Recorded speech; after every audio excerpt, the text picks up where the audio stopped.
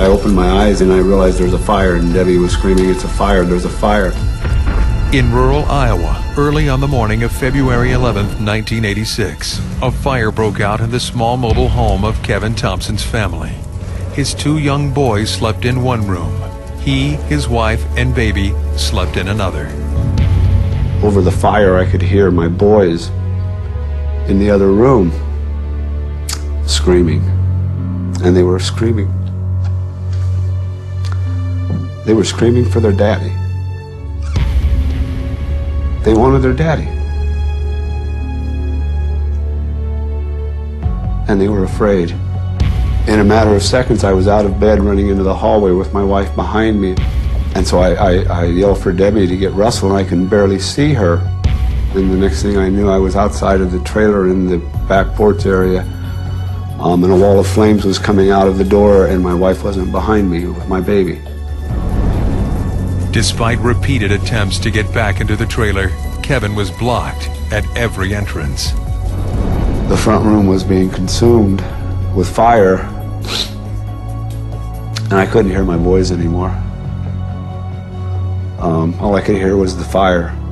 In the end, Kevin had to be physically restrained to keep him from entering his collapsing trailer. And I decided right then and there that I would hate God for the rest of my life. I would hate everything about him. I would hate everything that people told me. I would hate the idea of God being someone who would let this happen.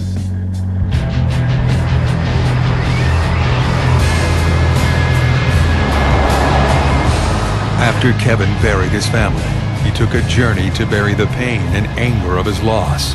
He wanted a change in his life, and he was willing to go anywhere and do anything to get it. At first, what I did was I just drank and smoked and rode a motorcycle, trying to free my head up of thoughts. And I just tried to figure out why I was alive. My anger was so much with God and so much with the fact that I felt that he didn't care. Over 20 years of drinking, drugs, and the biker lifestyle could not give Kevin what he wanted: relief from the pain of his family's deaths. That wasn't just the year after. That was 22 years of waiting for February 11th, dreading the day, living it over and over and over again. The deep down, wake up in the middle of the night crying so hard you can't breathe and your heart feels like it's going to explode. And I did that for 22 years. It was February 10th, while building a fire. He once again revisited the tragedy. In an instant, I threw a board on the fire. In an instant, I was back into my trailer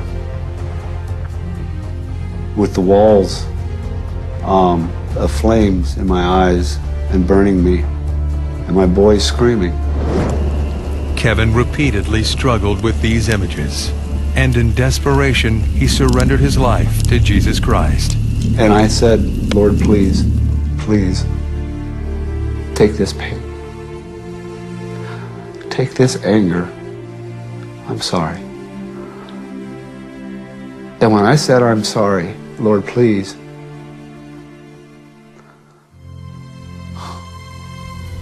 and he picked me up in my spirit. And I went to church the next day, and I went up to the pastor and I told him, I said, "Do you know, for the first time in 22 years, I feel a peace that I never thought I would have in my lifetime, and I've given my life to the Lord Jesus Christ, and I don't know what he's going to do, but I'm just ready." It says, "Love is patient, love is kind, it does not envy, it does not boast, it is not proud." Kevin found real peace, and the change in his life has been dramatic. I was selfish with my pain. I didn't want to share it. And even though the Lord told me he would take it, I didn't want to give it up. I guess the biggest thing is just ask. Ask the Lord to take this pain away, and he'll prove himself to you if you honestly open your heart and ask. And it's the most exciting thing that can happen, and you'll never be the same again when you're done. That I need to do. Yeah, I need to get old Jimmy. It's pretty amazing. pretty amazing. Here was someone who didn't want to go to church, and now he's someone who can't stop talking about the Lord. And it really puts me in awe of what God is capable of doing in people's lives. Once you surrender your life to the Lord, what's exciting is if you let Him